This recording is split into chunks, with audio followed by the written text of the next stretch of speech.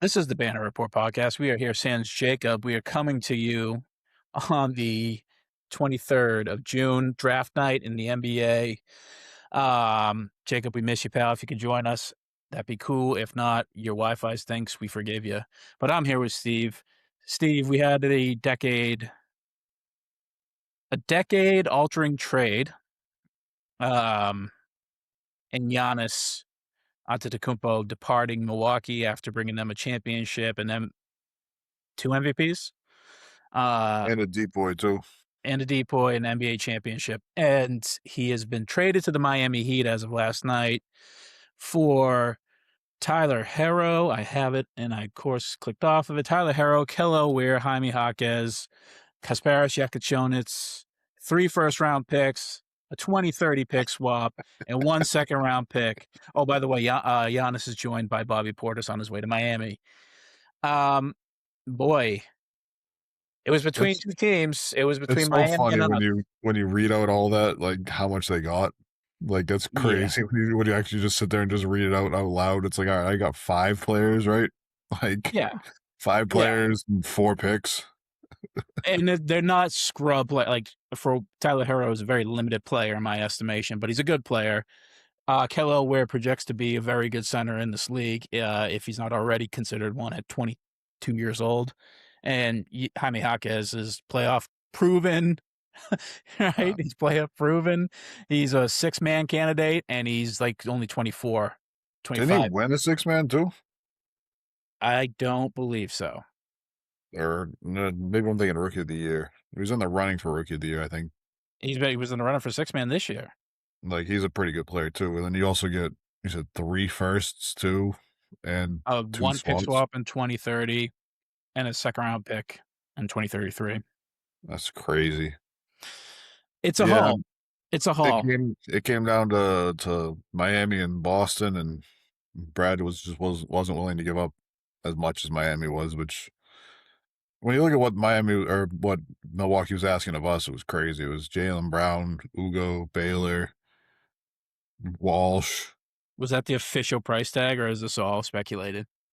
According to Shams, they wanted Shireman and Ugo, and then another young guy and 3 picks. Yeah, to go along with Jaylen Brown. It's like we're not.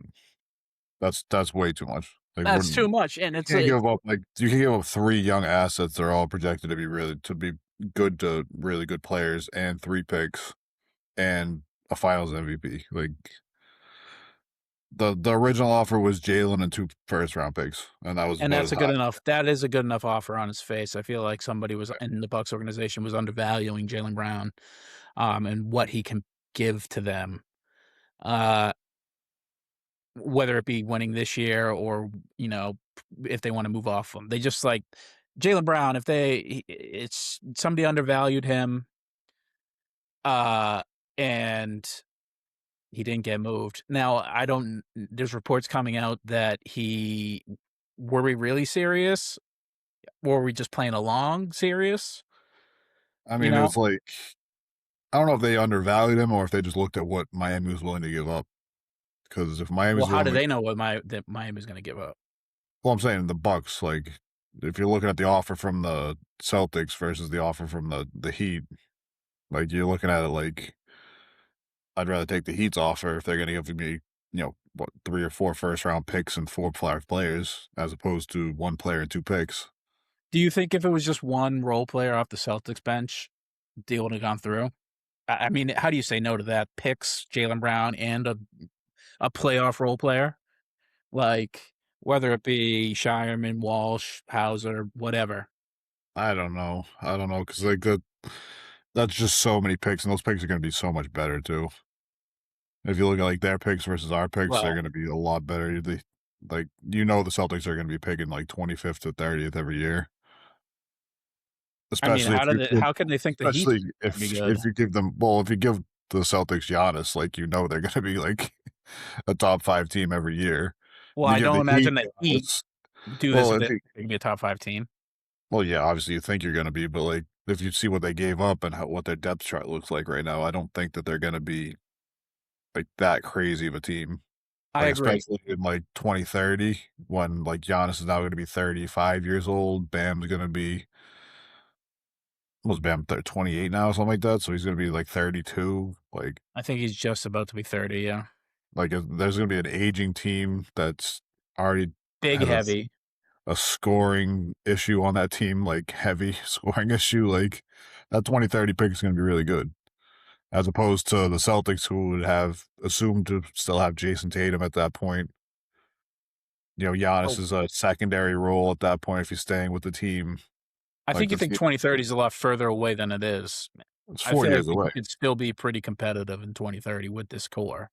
I mean, The Heat Giannis will be in his later stage, well, and so will Bam, but they could still be like 2 veteran old guys with a bunch of hopefully it de developed people by then.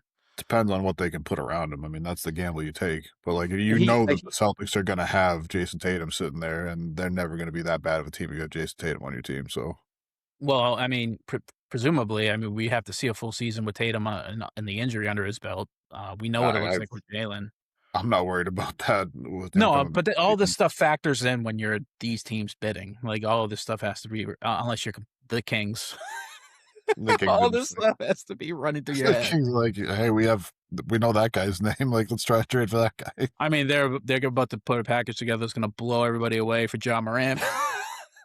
It's like, okay, yeah. So it's ultimate. I don't feel like anybody. The overall the price is so big for Giannis that I'm glad the Celtics didn't match it because I don't think we'd have much of a team if we sold every one of our bench guys and Jaylen Brown down the for just Giannis and Bobby Portis, who is no slouch in his own right. But the Heat gave up so much of their depth, and you need to be 9 guys deep to win in these playoffs with the two-headed monster of the Spurs and the Thunder. I mean, the Celtics are a deep team, although we didn't make a deep playoff run this year. We did have 9 guys who were gonna go and fight you, like, on a night-to-night basis generally. And the Knicks, who every single guy is, you know, probably the Yeah, worst you need to matchup have in the NBA. especially with Giannis, like, he has been injured the last couple of years. We don't know how many of the injuries this year were, like, made up injuries by the Bucks so that he wouldn't play, so that he wouldn't hurt himself or I mean, he played 36 games, no matter which way you slice it. That ain't great. no. So, like, it's a guy who, like, you wanna take some of the lift the you don't want him to lift the whole team. Like, you don't want him to be the tide that raises all ships every night. Like, you want some more ball handler, somebody else that can create on a night, so Giannis's usage rate isn't, like, number 1 in the league like it has been every year with the Bucks. And with this trade, you just killed all your depth. Like, you have Davion Mitchell and Drew Smith are your 2 guards. Like, you're gonna have Andrew Wiggins They're playing. good guards too, They're good but guards, but, like, a I tweaked don't know if they're ankle playoff guards. Yeah.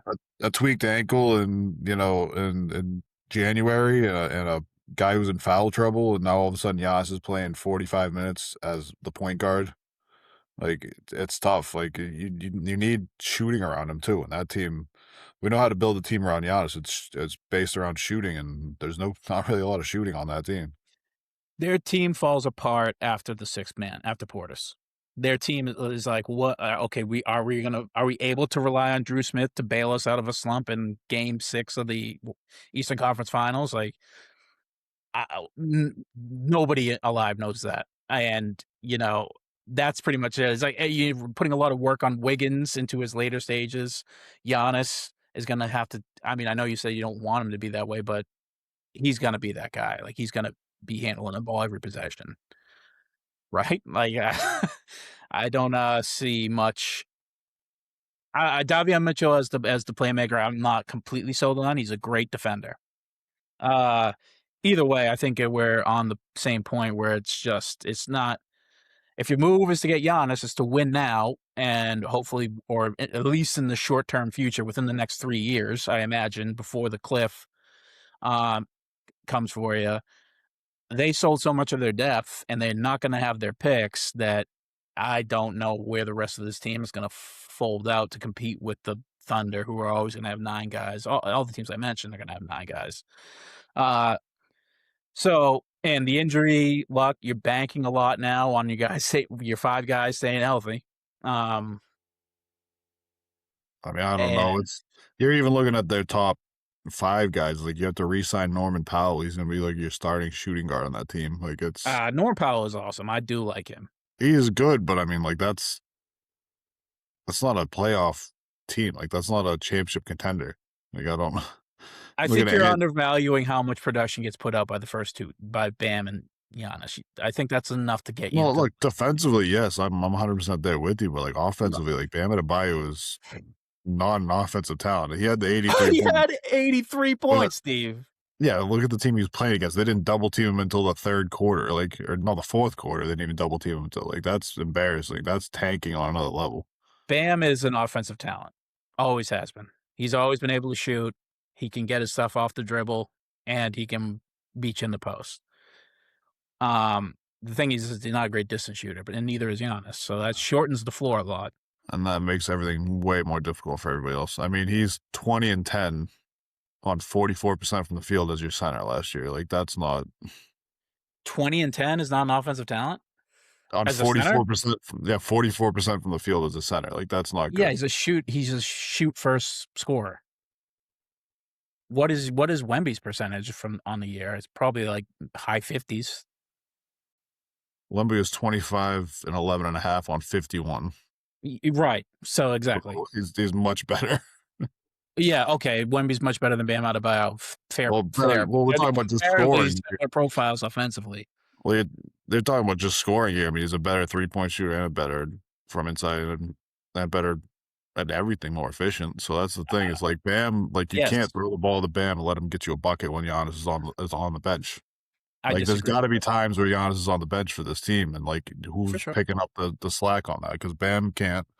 If Bam's on the floor with Giannis, like, I'm leaving Bam open and just packing the paint. Like, I'm fine, Bam, you're 31% 3-point shooter. Like, beat us from 3. Like, I don't care. Everybody else on the floor can shoot, though. I guess that is like kind of a benefit. I mean, it's kind of similar to the Knicks style, albeit they have a big that is the greatest shooter of all time for the position. It's just they're sort of similar where Josh Hart is like a 29% 3-point shooter. He's not a reliable knockdown shooter during the regular season, and nor is Mitchell Robinson. That's two of the guys who can't do it. You figure that would shorten the floor, but if you can have a dynamic guard, if one of these guards and or Andrew Wiggins can step up and take some of that, like open that floor up a bit, that's a formidable team. That's a formidable team.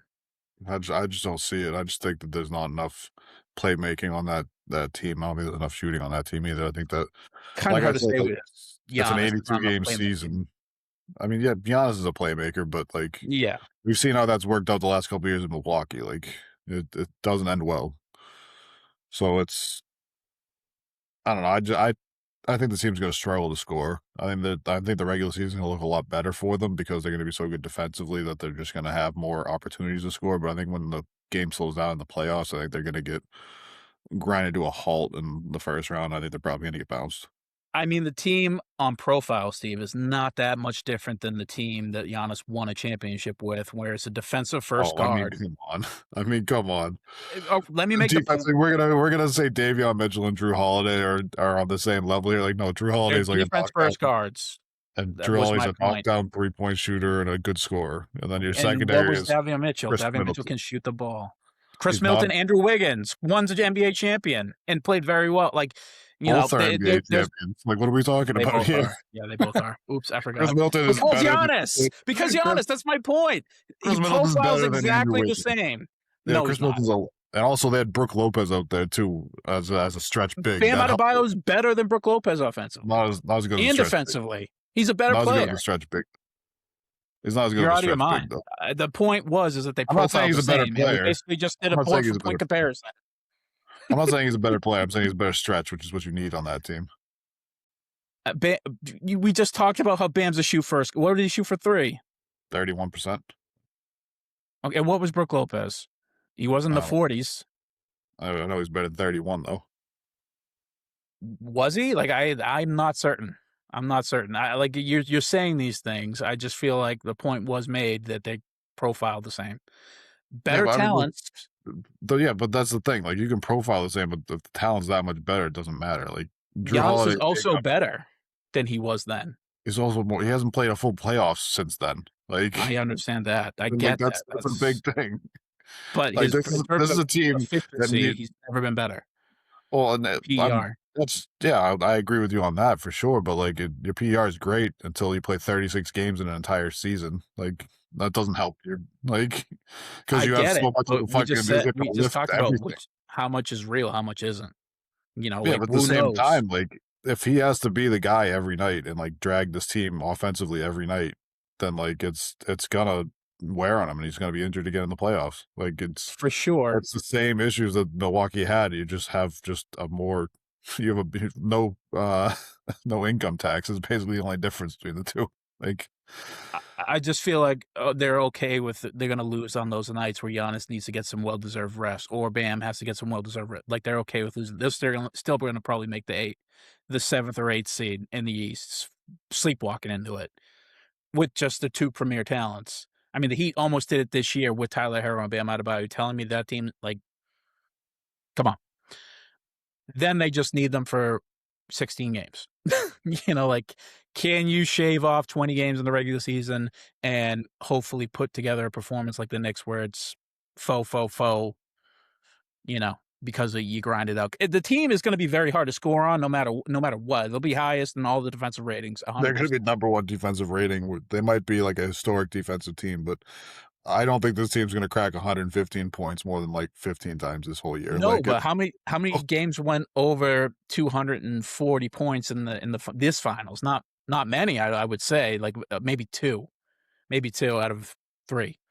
I mean, like Um, that was also because like the Spurs had like the defensive monster that we might ever see in the Huck but and we just also talked about the Spurs were also throwing the ball to De'Aaron Fox to shoot 2 of 13 from the field every night. So that's that fucks up all your offense right there. but the Knicks don't blow teams out they don't score 140 I either. mean, Like, they won that like 3 closeout games by like 30 plus points in the playoffs this that was year. probably So like like 120 to 90.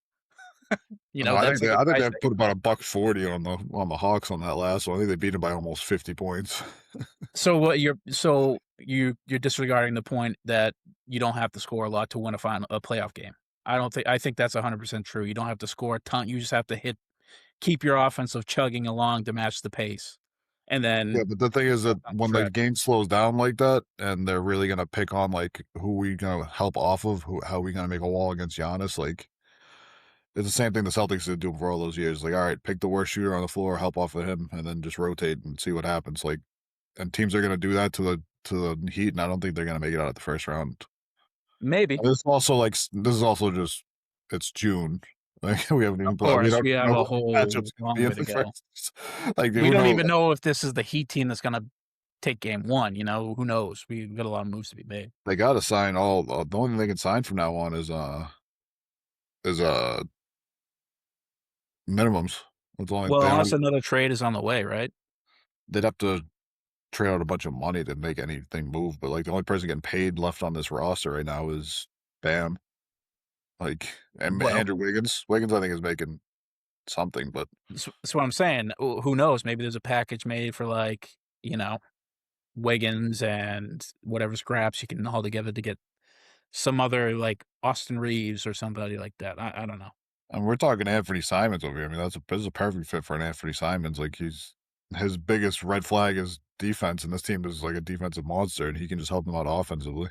Yeah, I think the point is that we just don't know. But as of today, June 23rd, I think we're both kind of in agreement where they gave up a ton, and there's going to be a lot of faith put in, or a lot of trust put into guys like Davion Mitchell, Wiggins, Norm Powell if he's on the Drew team, Smith. Drew Smith. There's going to be a lot of like, oh boy, I hope he takes a leap this year. Um, and therefore probably will be an early exit in the playoffs.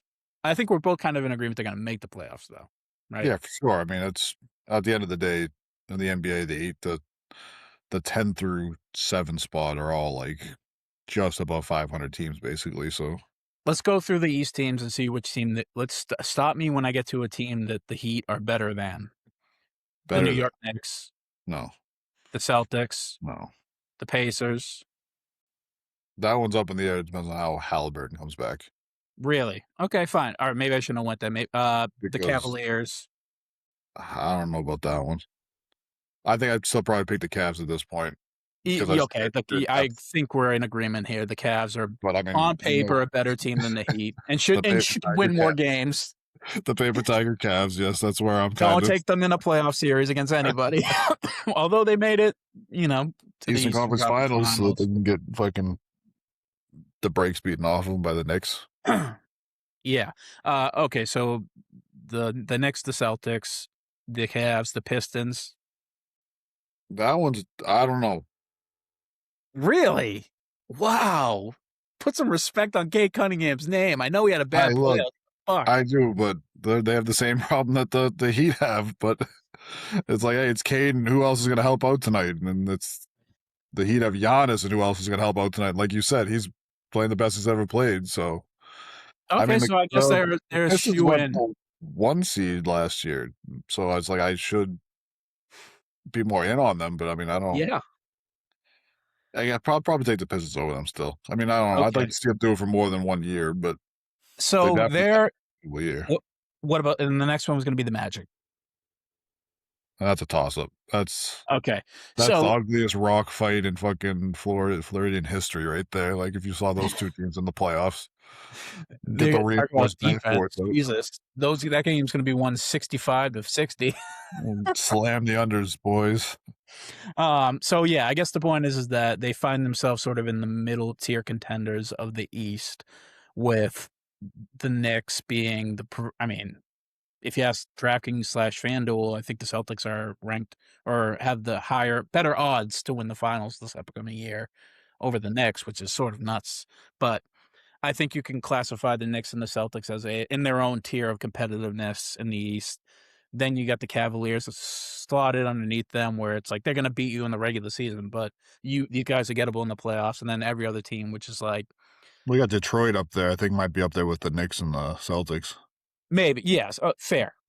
Yeah, just with how well Kate Cunningham, if he takes another leap this year, we're talking Oh my about a god, for real he MVP might be an candidate. MVP. Yes, if he wasn't already considered one due to last year, he is like going to be in the top 4 discussions if he takes another leap, and maybe even win it. But Thank you, sweetheart. yeah, so you're not muted, Steve. That's The not you, so it's yeah. Don't tell me goodnight. We still got another trade to get into.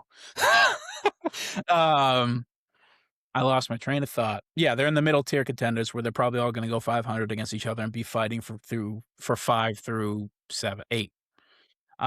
So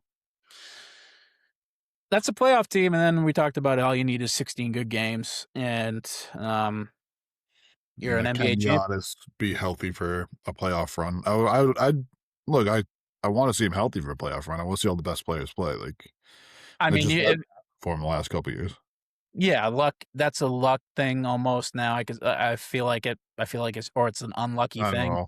know. After a couple of years of it happening, it's not like 1 year of all right. Well, like he had a quad injury or something like that. Or he pulled a calf in the first round. Like it's not that. It's every year for the last couple of years. It's been like that. Well, but it's also, Steve, it's also the fact that it's like a team that sort of doesn't know what it's going to do on a yearly basis. Past 2 Well, seasons, they didn't know what there any chances of them winning a title went out the door with Damian Lillard's Achilles, and then from there on, it's like if we can get over 30 games won by whatever end of January, beginning of February, then you're going to play more games, or we're going to shut you down. Which is kind of exactly how this happened, and happened the year before that. So it's like, yeah, it's injury stuff, but injuries pop up during the regular season. You miss a week, and then your team sucks, and then you're done. You might come back for a week, and then you still can't win. You go back out for the rest of the year. So the injuries.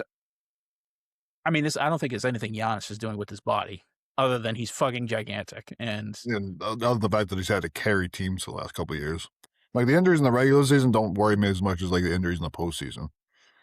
Because usually your injuries in the postseason are, hey, you've already been resting, and they've already been like, I mean, one of them he got cutting under. back on your. I mean, they've already been cutting back on your minutes, like going into the postseason, and now you're still having like stress injuries with like calf strains and hamstrings and stuff like that in the postseason. That's where Well, I I get think the a last time we saw him was when he got undercut and, like, basically broke his lower fucking spine. Like, Well, he that was played a freak he injury. played through all that, which was crazy. Like, that was wild, but then he had, like, a calf strain another year, and there's stuff like that, or he had a knee problem one year.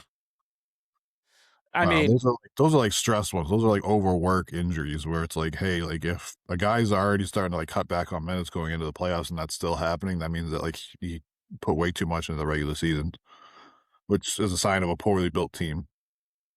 yeah, I mean, I hear you, but I That's the just only thing I'm worried about with the Heat, though, is, like, that's he's not just gonna really his do it. fault. No, it's not his fault. He's Nothing gonna he's I mean, doing. like I've said before, I mean, Giannis is a guy who plays at 110% every minute he's on the floor, which is, like, why he's gonna go down as, like, what, like, a top 15 player all time probably. Oh, yeah. Like, that's why he is who as great as he is, but that is also going to be, like, the detriment to his career is, like, he's gonna have these injuries pile up over time because he doesn't take a playoff. Like, there's not a player where he's jogging out to the wing and, like, having somebody else be, like, the ball handler for the play. It's like, no, just get him the ball and see what he does, which is why, like I said, it's why he's great, but it's not gonna help the long term of his career, and that's why he's been injured in the playoffs the last couple years. Yeah, I, uh, I hear you, but it is, you know, I can't. The Heat know that too, but what are you gonna do about it? We'll see if they do anything about it, you know? They didn't build a team that's gonna do anything about it. This team is, I mean, you just said every team's built on Giannis playing 110% because when he does that, you tend to win the game more often than you don't. So it's just like, even if the team is not as depth wise where you want it to be right now, Was this trade for this year, or do you think this trade was for, like, next year it's probably when for they next get year. some more depth and they can add some more things in the offseason? I think it's for next year. I don't think they have a path. I don't think Pat Riley is dumb, period. So I think he can take a look at the rest of the league and be like, we're gonna be competitive next year, and who knows what happens? Maybe injuries break the right way and we can make a run or whatever. Uh, but I think the next offseason is gonna be like, all right, we got money, let's do something. Let's get flesh out a real contender here. I think I hate the way I think that this, before we get off this, there's one thing I hate about this trade that's getting framed as the Celtics wouldn't give up Ugo or Shireman to get Giannis. It's like, that's so reductive to what the actual, like, reporting is. Go ahead. Keep cooking. I Like, like the it. actual reporting is, like, they wouldn't give up Ugo, Shireman, and another young player and more picks. Like, that's what really stopped the deal. It wasn't, "Oh, we didn't draw the line at Ugo Gonzalez for Giannis Antetokounmpo." Like, that would be a little crazy to do. Like, it was the addition of those 2 plus a 3rd player and I think 2 more picks on top of the addition of the Jaylen Brown and the 2 firsts that we did offer, and it's like, their whole offseason, like, I mean, I see Celtics fans online being so upset about this, like, "Oh, fucking Brad's an idiot. Why didn't you do this, that, and third?" It's like, well, you're not gonna gut the entire team for that 31-year-old Giannis. Like, that's so short-sighted for, like, what this team is. Yeah, I think there's a large sect of at least Boston sports fans, if not every fan base, that's like incredibly short-sighted with this stuff. I think this is more of a tempered play by Brad, where it's like I don't think I think Brad, even in being as conservative as he was trying to be in these negotiations, where was Hugo? Like, I don't think Hugo Gonzalez would stick up a deal of just picks and Jaylen Brown for Giannis, and probably don't get Bobby Portis back, which fine, who cares? Because that means we're like a team that legitimately still has 9 guys and and Giannis with Tatum. That's like a team that's gonna win the finals.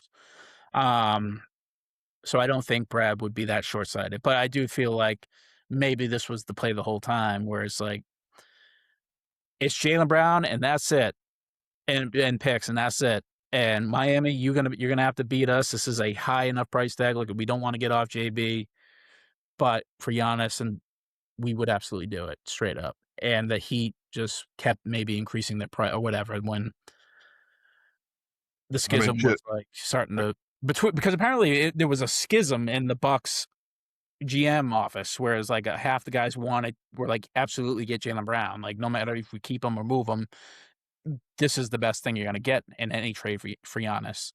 and the other half is like, let's get just a bunch of shit. Let's get as much shit as we can. And I guess that would you can't forget how much the Bucks were trying to try and how much they were involved with it. They're not like Jaylen Brown or like this entire thing. They were like, okay, they came back with Jaylen Brown and Hugo Gonzalez and picks. That's that they say they absolutely don't want to do that and they want to hear your offer. What are you going to give? And that's when like Jaime Jaquez and the 2030 swap get thrown in or whatever. And the rest is just filler. Besides, the main players, the two first picks and the Harrow. Yeah, I mean, it's And like, Taylor. was Brad just leveraging the Heat to like gut their entire team? I mean, yeah, he at the very least kept a 1-year window open for the Jays to try and beat the Knicks. Because I don't think this Heat team is gonna beat us in the playoffs, let alone the 5 other teams in the East. So if they don't ever get to us, that's great. I think we're both agreed they're not contenders, so that at least not this year. Actual contenders, they'll be playoff teams. They'll be a playoff team. So yeah, I think this is Brad being like, we got 1 more year to flesh this out, and before we have to start making really tough decisions on how we want to shape basically the end of Jason Tatum's career.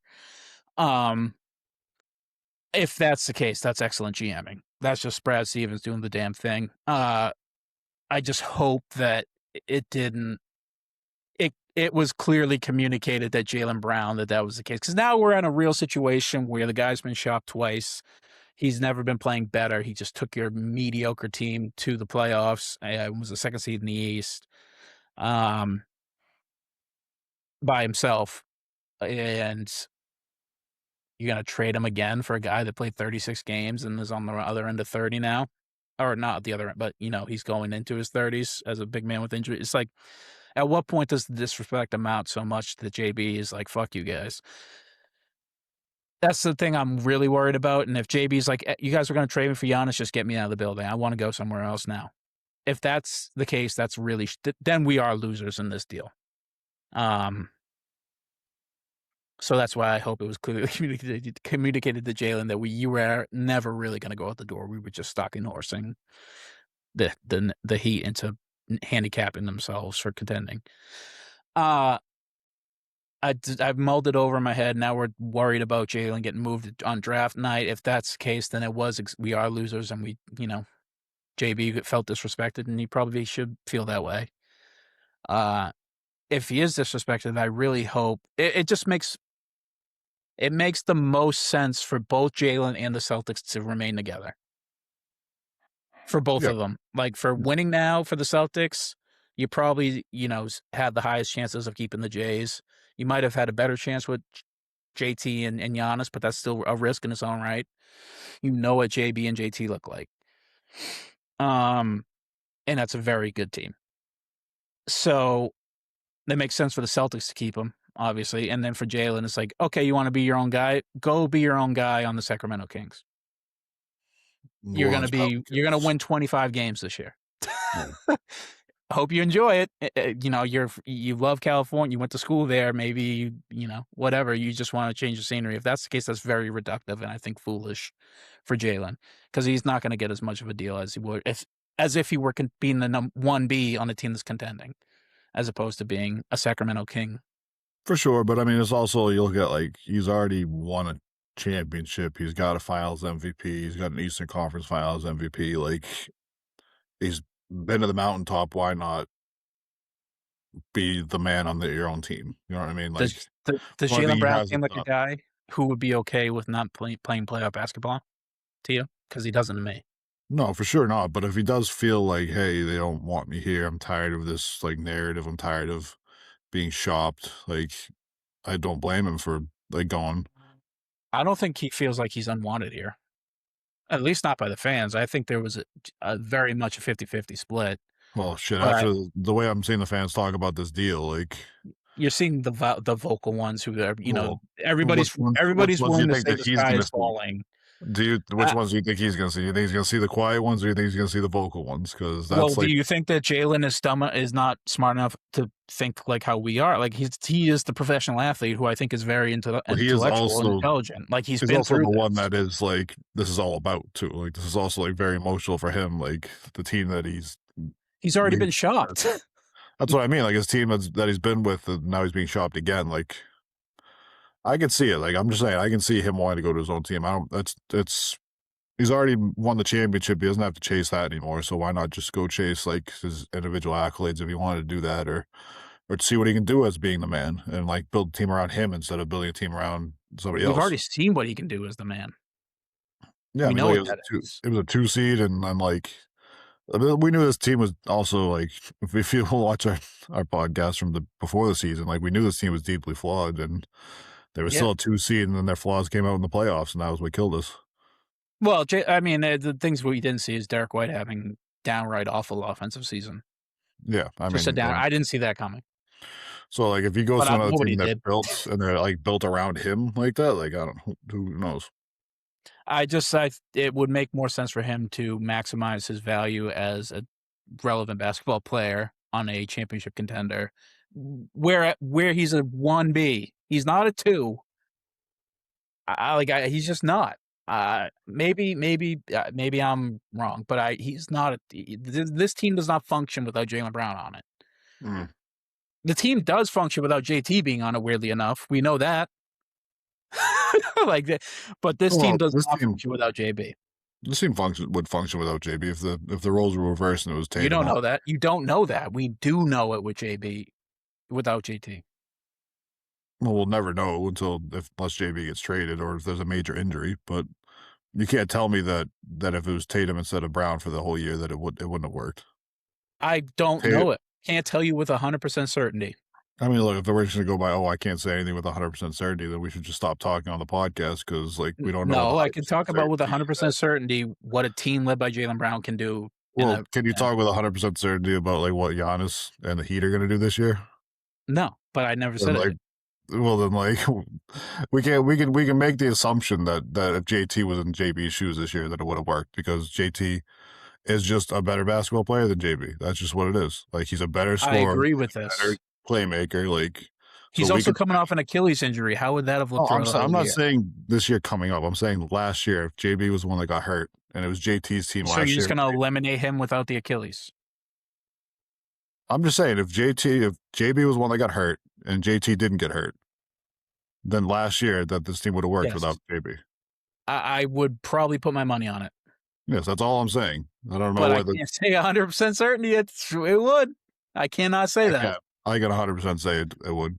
Okay. I mean, Jason Tatum's the only player in Celtics history to average 30 a game, and that was with JB on the team. We're going down a weird path. I'm not trying to say one. It's just that when it comes to Jaylen Brown figuring out what it looks like when he's the star, we know what that looks like. Why do we keep saying it like last year didn't happen? We do see it. It also didn't end up in a title. So if you want to do that, which I believe Jaylen Brown is a guy who wants to win it, you can't tell me otherwise. Like the guy plays 100% every single night. He wants to win a title. But he's not one to go like ride out like Zach LaVine on a max deal and score 25 a night. He's not that guy. No, but he might want to go to. He might decide like I want to go to a place that is going to build. Like Zach LaVine, like picked up contracts with the Sacramento Kings. Like we know that, but like if Jalen for some reason got traded to the Sacramento Kings, like he would just ask out and go free agency to a team that's actually going to build correctly. Like he would want to go to a place that's going to build around him and be a contender. He has no choice in the matter. Well, Giannis doesn't have a choice in the matter either, but he still got to pick between Boston and the Heat. Well, because his contract was he wanted to re-sign. That gives him a little bit more leverage. He said, I will re-sign with these two teams. Well, if the Celtics would have taken care of Jaylen Brown if he asked for a trade, like let's not be blunt. I don't know. Like, I mean, probably. I would love to think that, Steve. I would love to do that, but at the end of the day, it is a business. And if I can trade you to the Kings for a better haul than the Hawks, I'm going to do it. Yeah, well, the Hawks and the Rockets are the ones that are right now are looking for him. So right. So this was all presupposed by the assumption that Jalen, like he is miffed by the fact that he got shocked. We don't know if he actually is. We don't know it. He hasn't said anything. We do know that Sham said that the Celtics are hearing offers from him. They are not shopping him. They are not shopping him. They are taking off, or they are listening to offers, was, I believe, the official quote. So that is no good. At the end of the day, I would just want him on the team. I know what I want as a fan, and I want Jaylen Brown to play for the Boston Celtics this year with Jason Tatum. Because I believe that gives us the best chance to win a title. Unless he wants out, and then I'm be like, okay, well, New Orleans, what do you got for me? I don't care if Jalen wants to go to Houston or Atlanta. What do you? Yeah, I mean, it's like if he wants to go to Atlanta just to go home, I can't see why they wouldn't take a big haul from Atlanta. Like get some picks, get some. Because the Atlanta Hawks pick are not going to be very good, quite frankly, and they just signed McCollum to a $21 million deal. I would want Jalen Johnson in that deal. And they would. That's where you. That's a no for me if I'm the Hawks, because I want those two together. That's the only thing that they're worth trading. That's the problem. No, that's crazy to say. The Hawks are actually kind of a good team. They have. Okay, like, what do you want? What are they going to give up for Jaylen Brown? That you would I like, would not trade him to the Hawks. I just said I wouldn't. well, that's what I'm saying. They don't have anything that's worth trading for Jaylen Brown. The problem with Jaylen Brown Yeah, being that's so not good. true. I just asked you what would you trade for? What would you take from the Hawks for Jaylen Brown? No, I would want Jalen Johnson. That's all I would want. I mean, I would take a package of Onyeka Okongwu, Dyson Daniels, McCollum, and some picks, but to kind of make up for the Jalen Johnson disparity gap between him and JB. But if I'm the Hawks, that's a non-starter because I don't have a winning team if I just have Jaylen Brown and Jalen Johnson. That's what I'm saying. I need those other guys. These teams that are looking to trade for Jaylen Brown, like the things that you want from that team, they're not going to give up. Like the Hawks are going to give up Jalen Johnson. I don't know, say the Pelicans, they're not going to give up Queen and Fears. I think the Pelicans would 100% give up Herb Jones. They're looking for 2 first-round picks for Herb Jones right now. And Trey Murphy. They're looking for 2 first rounds for Herb Jones right now. I don't think they would give up that for Jaylen Brown. That's posturing. If Herb Jones were 2 first-round picks, I'm worth 1. Yeah, there's no way. I'm just saying what they're saying they want. I mean, this is not a well-run team. That's posturing. Joe Dumars traded away their first-round pick and said it's not about next year. So this is not a good team. What that feels like to me is them being like, hey, Jaylen Brown, the price, we're not giving both of Trey and Herb Jones for Jaylen Brown. I feel like that's what that was for. It's stupid because I don't think a team, well, I mean, maybe it's actually not, maybe it's not that stupid. Maybe it's a good fucking play by what's his face, Dumars. Yeah, if I'm trading with the Pelicans, I want Trey Murphy III, and I want either Fears or Queen.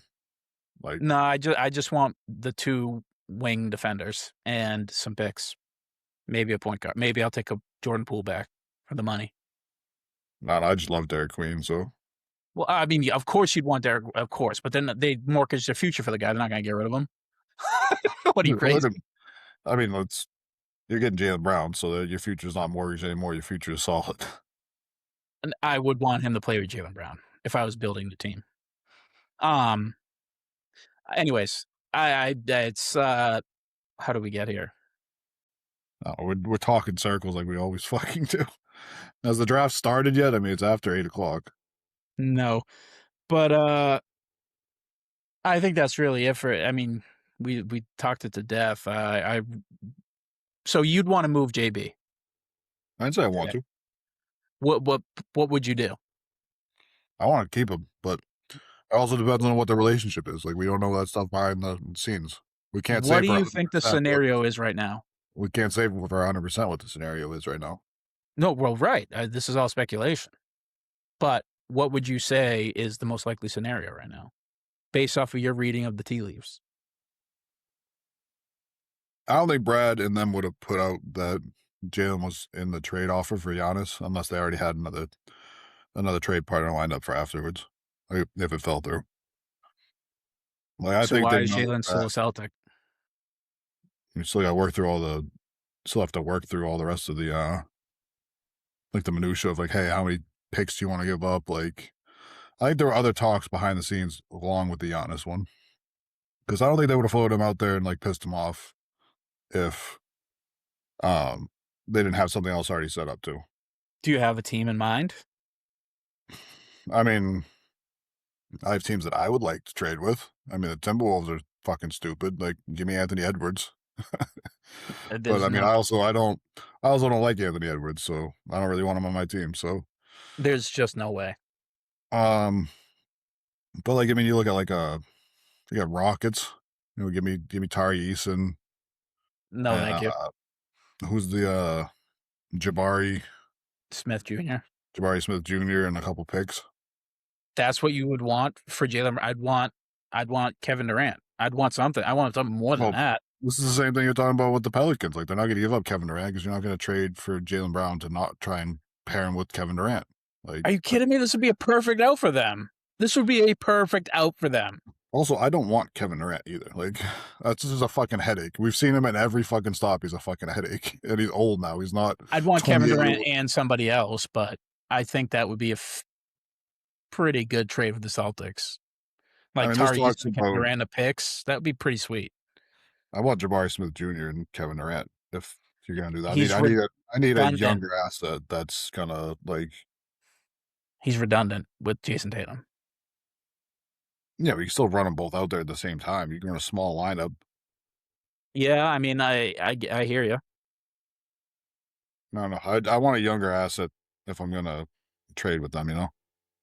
Yeah, we're talking about Gobert too. I don't want Gobert. I don't like Gobert. No. I think Gobert fucking stinks. I think he's a bad basketball player. Why do I want a 35-year-old center for Jaylen Brown? I want a player that's going to play the next 3 years.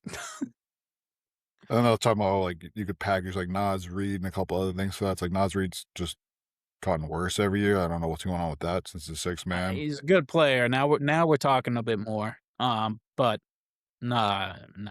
I mean, I don't know what the exact trade would be, but I know that there's something going on with it. I don't know. I think that there's something going on behind the scenes that we don't know about.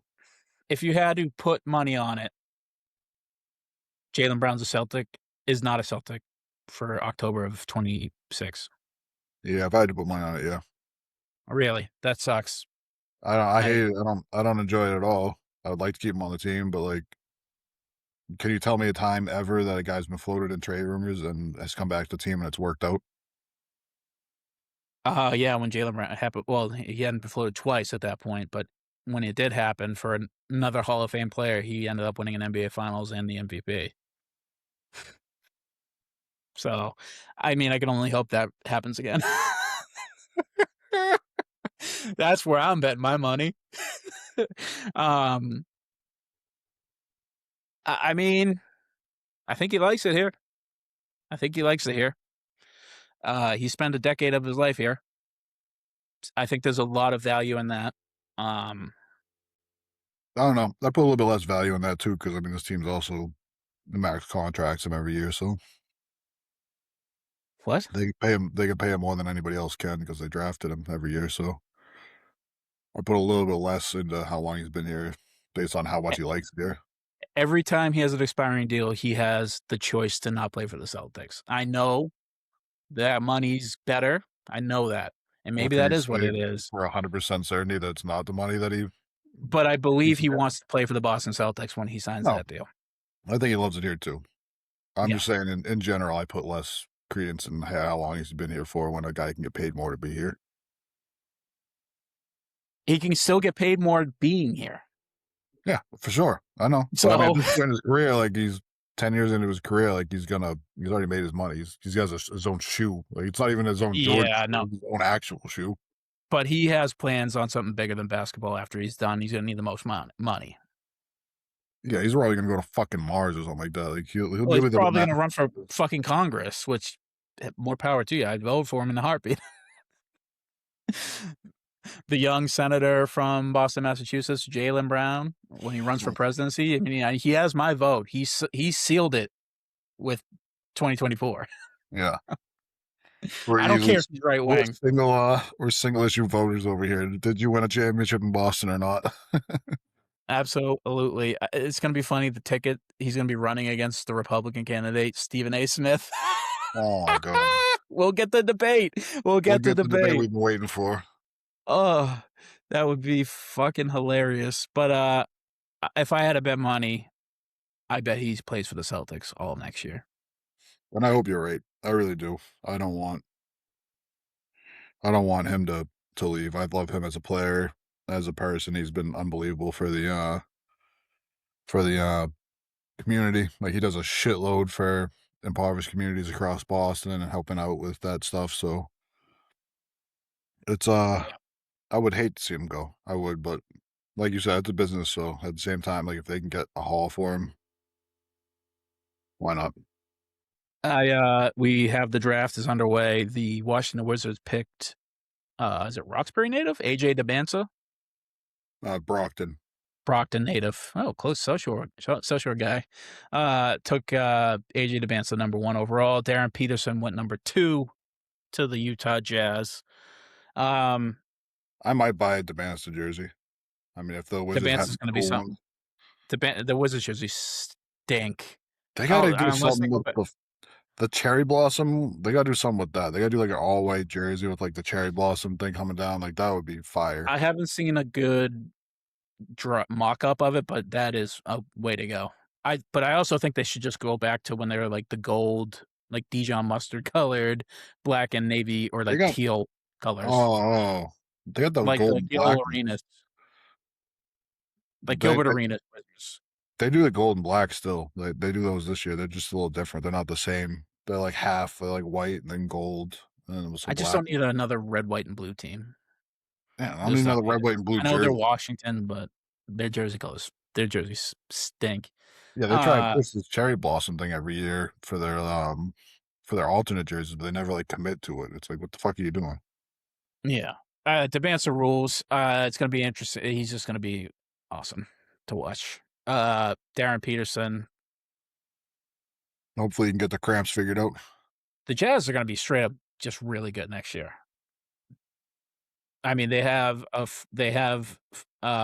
Jesus Collier, Keontae George. Now they have Darren Peterson, and they have everybody else is 6'7" and Oh, above. Triple J.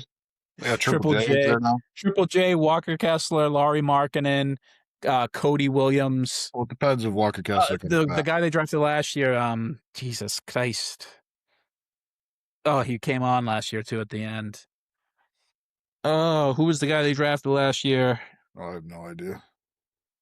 Oh, Steve, you gotta help I, me out. This looks I was terrible. not tuned into to Wizards basketball last year. Let me get the Wizards roster. No, I'm talking about the Jazz, you The dickhead. Jazz. Either way, I'm not fucking tuned into either one of them. I'm not fucking tuning into that. Ace Bailey. They're just gonna be a straight What up are you good thinking team. about, Ace Bailey? Is that what you're thinking about? I just said that. Yeah. Oh, okay, yeah. All right. Yeah. Svi Mykhailiuk. And Svi Mykhailiuk is like their 9th guy who's no slouch. And they still have, or I'm pretty sure they still have Nurkic. Yeah, Just a straight up good team. they're a Conchar for some reason too. John Conchar, yeah. But that's it for the Giannis trade. We'll see. Hopefully JB remains a Celtic. I love you, JB. Please don't leave us. We didn't mean it. We didn't mean it when we said we were gonna trade you. We love you, baby. We always love you. But talk about no love. Julius Randle out of Minnesota. The Timberwolves have agreed to trade Randle in the number 28 pick in the 2026 draft tonight to the Brooklyn Nets for Nick Claxton, who's going to the Chicago Bulls, and the Timberwolves will receive the number 33 pick, which is the 3rd pick in tonight's draft from the Nets. The 33 pick? Yeah. The 3rd pick in the second round. 3rd pick of the second round. Oh, you said the 3rd pick of tonight from the Jazz or from the Nets. Oh no! I was like, that's a haul for Julius Randle. You get the 3rd pick for Julius Randle? Yeah, no. Is Minnesota like climbing the rankings as like one of the worst run organizations? I mean, you trade away Karl Anthony Towns for Julius Randle, and now you trade him for a bag of balls. Yeah, I mean, it remains to be seen. They historically haven't been the best. you I know. mean, they only just retired KG's jersey like 3 or 4 years ago, right? Something like that. Yeah, it's just like the stuff with KG where they didn't really build around him at the end. They sort of fizzled out and they traded him to the Celtics and they immediately went on to win a championship and like cement himself as a Boston guy, even though the majority of his career was in Minnesota. Won an MVP Um, in Minnesota, and everybody thinks of him as a yeah, Boston guy. Like, yeah, like they fumbled it with that. But other than, it's kind of hard to argue. They have Ant I Edwards can't, and I can't take the KG argument though because I traded him to Boston, and Boston also traded for Ray Allen. So it was kind of like it wasn't like KG was the one thing that they traded for and won a championship. Like you yeah, brought in two yeah, lock Hall of Famers at the same time to add to Paul and they Pierce. probably didn't know that. No, and I just don't think it's they had the I can't remember the fucking guy's name, but they told him they were going to re-sign him. So just sign a cheap contract. We're going to take care of you on the back end. And they lost all those picks for it. Or you remember we talked about that with the Oh, Kawhi thing. I think it's yeah. like I want to say Joe Collins, but it's probably not it. But either way, he's out. It looks like just a straight up salary dump. I don't get it. Like you didn't get any players back for that. Like I mean, they nothing. did re-sign Ayo Dosunmu immediately, so that's obviously some of the money where the money went. They Sure, paid like 21 a year. they couldn't get any players. Like nothing. You're just going to lose a guy for a second round pick. Like I I think Julius mean, Randle is going to be better than whatever pick you make in the second round.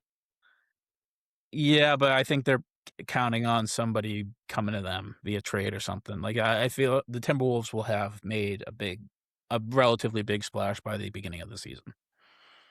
Um, I Um, meant yeah, I don't. I mean, Anthony Edwards got to be looking at this like, what the fuck? Like, now there's even more weight on me to score because now my second best player is Rudy fucking Gobert. Like, and Dante DiVincenzo's gone for the next year. Like it's or at least the majority of next year if he does come back. they're in tough shape, but I do, they're not a bad team even without Julius gone. I just I think don't they're know just what contention chances are in the West. very low. I mean, I think I they mean, were just. they took one off the team that went to the finals. Like, I mean, the Hawks took two off the team that won the finals. Are we gonna say right, the Hawks are in contention next year too? I mean, I don't. but Anthony Edwards did get hurt in the series. Like, Yeah, there's a way you could talk yourself into how it ended last year being a positive. Like we were I can actually see kind that. of closer than we thought. Yeah, I can see that. I mean, I just think that it's like the team has just gotten worse every year since they made the finals. Like they made the Western Conference Finals. I mean, listen, they're making the right moves, right? Like they brought in a point guard who's going to be their starting point guard for the foreseeable future and replace Mike Conley with just a downright good player. And Io Bones Highland is like somebody who's playable. Julius Randle, I mean, I love the guy in terms of like he's just a hooper, but I don't know if he's a winning hooper. He does shrivel up a bit in the big moments. And Rudy Gobert's a Hall of Fame defender and the anchor of your defense. Can't really get rid of him.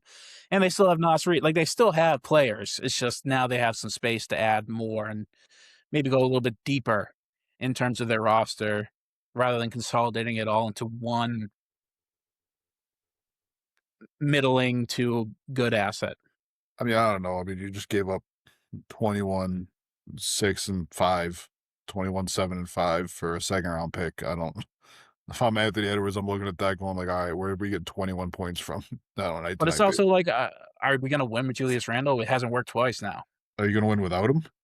Because right now you don't have anything to replace him with because you just traded him for a second round pick. Well, you got money. Money doesn't win you nothing. Well, it gives you a chance of getting another guy in there that can be more impactful in the playoffs. Yeah, it gives you a chance of doing that. But right now you have a guy. Like I'd rather trade a guy for a guy, not a guy for money. Especially if I'm a player and I'm looking at it, I'm pissed that like you're giving up 21 points and 5 assists a night. They played 79 games last year. It's also not Oh, just that, though, Steve. Right? It's the style of play. It's a little. Julius Randle's a oh little bit I just clear out and 100%. let me pour. I get it. I 100% get it that maybe he's not the right fit for this team and maybe like you need to upgrade there. Yeah, I get that. But if Well, I'm I a mean, player not an and I'm upgrade, looking at maybe a different type of player. yeah, upgrade or a change or whatever, I get that 100%. But like you didn't trade for that change or that upgrade. You traded for a second round pick. You That's how opened up I'm a looking at slot. it. You opened up a slot. Now I mean, you lost a lot of production in that slot, and you gotta hope somebody McDaniels takes a leap, and, like, you can get another guy to kinda offset the it's the same thing with the Jaylen Brown trade where it's like, no matter what you give up, you're giving a all NBA production every single night, and you're gonna have to fill that gap of stats, by piecemeal, like, that's a hard thing to do. You have to spread out those 40 minutes a night, productive minutes a night over multiple players. Like, that's what I think the Timberwolves are willing to do, but it's a risky endeavor because you know what you got with the other guy. yeah, I mean, look, Um, that's also like a guy who plays 79 games a year. Other than the year with the Lakers where he broke his leg, like he's been a healthy guy. Like if I'm Anthony Edwards, it's like, all right, well, that means it's just gonna be more on me. If I'm looking at that, I'm not looking at it like, oh, well, like maybe Jaden McDaniels can step up. It's like, all right, well, I'm the franchise player. This is now I have to come up with an extra 3 or 4 assists a night and an extra 5 or 10 points every night. Like, how much of this was led into the fact that the Knicks won the championship? It has to be 80% of it. This feels like a knee-jerk reaction for them to trade Randall, for it basically to give up on him. Yeah. I think that might be the dumbest knee jerk reaction I've ever seen because it wasn't like he was the one that stopped you from beating the Knicks. You didn't even get to play anybody in the Well, playoffs. Like, it's not that, it's that you traded him. Yeah, they played the Spurs and they beat them relatively handily on their own floor. Like, it's the fact that they gave up Cat, who goes on to win a championship for this guy, for Julius Randle, and the other team just won the champ. You lost the trade. yeah, for sure, you Now did. now you definitely lost it, but maybe it was a smart idea to be like, well, okay, we lost. Let's not keep doing another year of this while Anthony Edwards gets Oh, older my and my thing is builds like, you injuries. couldn't have gotten more than a second round pick for this though. Oh, they definitely could. They Like, definitely could have. why would you just do this for just a second round pick? Like, I like For salary dump, for sure, the I cap. understand Yeah. salary dump, but like you could have traded him for a guy who's on a minimum or something like that, or get something back. Like, Yeah, I mean, get any kind of a player back, plug up any kind of a hole, like get another big center to play behind Rudy when he's out. You know what I mean? Like, but that heaps expectations on the new guy. Like, there is stuff where well, it's not a and that backup. that Like, means you're gonna have to try and play the new guy. Like, oh no, maybe you no, just want 14 out of 15 guys and figure out what you wanna do with that you spot. don't. You don't get a guy to replace Randall. You would at least get a guy for like a backup for like Rudy or something like that, or a backup, another backup guard that you're not playing 40 minutes a night. Is a guy who's going to play 20, but like you got something for this trade. You didn't just dump salary. You know? Yeah, but that comes with the expectations. This is the guy that got traded for the guy that's, I'm sorry, what, 21, 7 and 5 a night? Like, this is the guy that got traded for that. So he must have something. And when he plays here, we're going to scrutinize him. It's like the same thing with Vucevic, where it's a much lesser extent, right? Where it's like, this guy, I know he's good. I've heard he's good. He does X, Y, and Z. Anthony Simons has been really good. Let's flip him for that and let's see what he has here. He never could come up with the offensive production or the defensive production that Anthony Simons gave us in the half season that we had him. And that's why he's not coming back on the team, even though he Yeah, was I like an mean, abject if you failure. trade for a guy, there's going to be expectations. That's just what it is. But like, Well, I'm right. still going to need to get something back for 21, 11, and 5. That's not a salary dump, or 21, 7, and 5. That's not a I hear salary. you. Like something. I hear you, but Like, I also understand the logic behind being like, we all right, need, well, then the kid that's gonna get drafted in the second round is gonna have expectations too then. Like, so should we just, yeah, but like, that's built in. expect him to be great? Like, no, you trade like I'm saying, trade for a backup guard because Dante's gonna be out for most of the year. Like, Just to have another roster spot, like, filled up, like, you know, yeah, you can move him if you want and you salary can't dump just move him. him right away. You can't You could trade a guy twice in the same day. in the same day, but you can't trade him after he got, there's like a recently traded exception that like after you can't, you'd have to reroute him that day. Yeah, you could do it that way if you wanted to, or you could just keep him and be like, hey, look, now we have another guard until Dante comes back. Like, like, Maybe you don't uh, want a guard. Maybe you want a forward for that spot. Like, I don't know. and trade and get a forward then. I'm not saying you have to get a guard. Like, just trade for something that's not a salary dump. If I'm a Timberwolves fan, I'm looking at this like, I'm playing a losing game here because I agree, but also I'm just saying I get it in its own right. I mean, This is a refresh. you're not like a fucking, you're not like the Thunder, like where, hey, I have to dump salary. I have to get off of Aaron Wiggins for a couple seconds so that I can save like $100 million or whatever they saved on that because of the luxury tax. Like, because you just came off of finals and like your team's already built that way. Like, your team is not built to win the finals. You haven't been there yet. Like, There's also maybe more moves to be made, Steve. Like, there might be other players being traded, and you needed that cap space for what's coming. Like, you could have used him in the trade, like, for that player instead of just trading him. Like, that's what I mean. yeah, Like, but maybe you also wanna get rid of Gobert's cap, and you can't just do a one-for-one swap for the player you want, no, fucking, you could look in off of Gobert. Nobody wants Gobert. Okay. Gobert, Nobody fuck. want I would have Gobert for the right price. Speaking of the right price, Cam Boozer going to Memphis. Sorry, pal. That sucks. Um, yeah, that's it's Julius goes back to New York. I guess there's that angle to it. Brooklyn's just building stuff.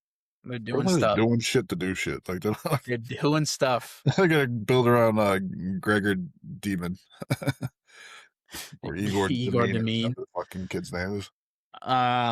Nick Claxton, the soon to be Boston Celtic, goes to the Bulls. Yeah. Um, that's an upgrade. That's an upgrade. Yeah. I mean, it's not a long term fix, but it's an upgrade. Well, no, the long term fix is to get a star, Yeah. but that's They're not, gonna that those come around not so often, Steve. Bulls are up next on the draft board, and then they're not They getting just Boozer. they So, just drafted Caleb Wilson, and there's Caleb Wilson. so maybe that's it. I mean, he's gonna be playing next to Nick Claxton. And Mateus Bazelis. How big is this Caleb Wilson kid? He's a power forward center, so I mean, is he the same size as Claxton, or I think he's 6'9". No, Claxton's like 6'11". is he really? He always seems short. Maybe that's because I always see him matched up with Tatum. Tatum's like, everybody says Tatum's 6'9", and he's like almost 7 feet tall. Like, Tatum low key is like almost 6'11". It's crazy. Yeah, he's 6'9", or he's listed as 6'10", but he's 6'9" bare feet, which is the stupidest metric. Measure them in their shoes. Well, I get measuring them outside of their shoes because guys will just show up with lifts on. Well, they're not Al Pacino, Steve. You Well, have to jump in those shoes. yeah, but if you're getting an extra inch on your on your draft board, that might be the difference between you getting drafted at the first round and the second round, which is a couple $1 million. Listen, I'm willing to die for that inch, pal.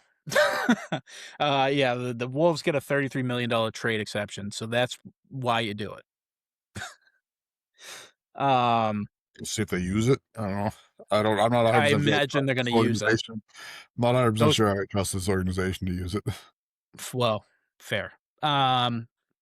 But yeah, those are the two mega trades that have occurred in the beginning of this offseason. And the Suns, like, in the middle of the Giannis sweepstakes, decided just to, like, start re-signing people.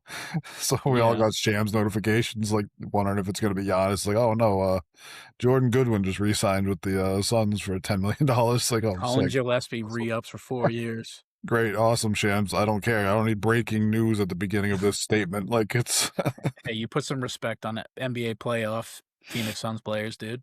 Oh, dude, they were fucking dogs all year. Shout out to the Suns. Like, there's no way they should have been in the position they're in. Shout out to Mike Ott. I think that's. Did you see what the fucking not Mike Ott. see what the Blazers did? See what the Blazers ownership did to their new coach? No, go ahead. He's got a 3-year deal. He's got 1 year guaranteed and 2 team options. That's so fucking cheap. And I'm sorry, who is the guy? Isn't it they plucked him off of like the Timberwolves? The Timberwolves assistant coach, Micah something. I can't remember the last name. I don't want to butcher it. It was something that I can't understand. I was never going to be able to pronounce even if you paid me. Could have had Thiago Splitter. Yeah, I mean, we all know what this is going to end up being, right? It's going to be, he's going to get 1 year of coaching. He's not going to do as good of a job as Thiago Splitter. Then they're going to fire him. Then they're going to find somebody else. They're not going to re-up him. Yeah, they're just not going to re-up him. They're going to find somebody else to sign for cheap and then do it again next year and then do it the year after that. El Cheapo, dude. He does it again. He strikes again. Embarrassing. Yeah, it's tough. Maybe you land Jaylen Brown and everything's better, though, if you're Portland. A lot of rumors and speculation about them being tied to this Giannis and JB move, and they certainly have a nice little treasure chest to pick through if you're either or team. I mean, if I was going to trade with Portland, I would want Timothée Chalamet. Yep. Maybe Scoot. I mean, I'm kind of out on Scoot, but just to Yeah, he have. played well last year at the end of the year.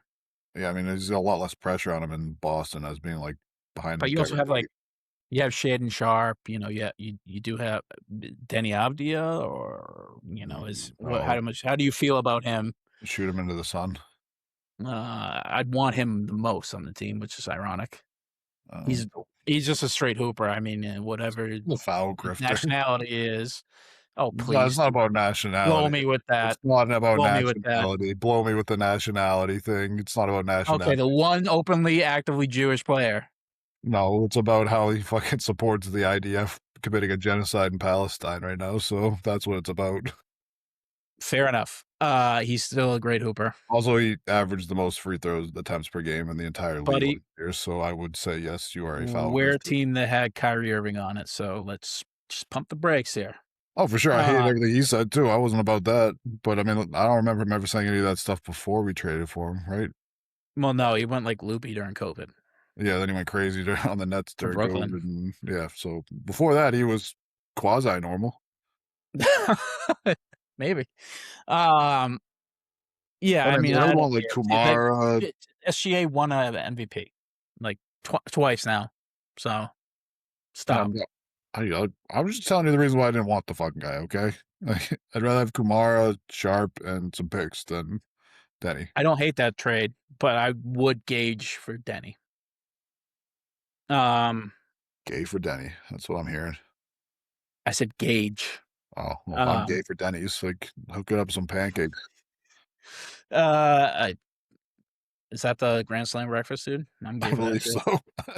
Every fucking Uh, diner has their own fucking name for it. It's like, it's always the same thing. It's always like 3 pancakes, 2 eggs, and toast. And it's like, all right, this is our grand slam. Oh, this is our home run. This is our fucking what's better than breakfast food, dude? I fucking love breakfast. fucking nothing, dude. Especially with all the diversity. Like, I can get chicken and waffles for breakfast. Like, that's unbelievable.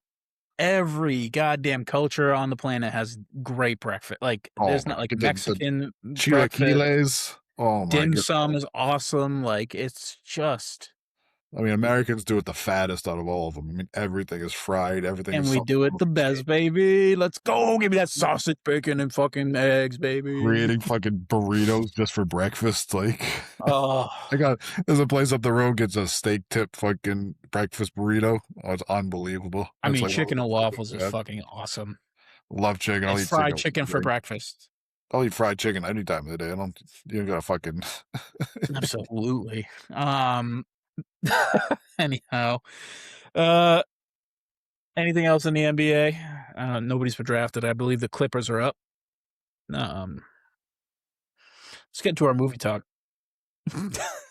Talking movies. Champion. Oh, the 5th pick is in. Keaton Wagler to the Everything's going Clips. chalk according to the ESPN draft so far. I think ESPN mock draft. Yeah, I mean, Lakoff's going to number 6 pick, which is who's got we 6? talked about it like not too long ago. I forget. I'm pulling up right now. I got it right here. Oh, it's the fucking. Oh no. No, the Nets are going to take Mikel Brown Jr. Oh, okay. And then the Kings are getting Akoff. I don't know. Okay. These fucking people, I couldn't pick them out of a fucking lineup. I don't know what they're good at. I don't know what they're bad at. We are the Boston Celtics. We don't pick at the top of the draft. Yeah. Speaking of A-Cuff, A24 put out a movie as of last year. We continue on Champions Month here in a very New York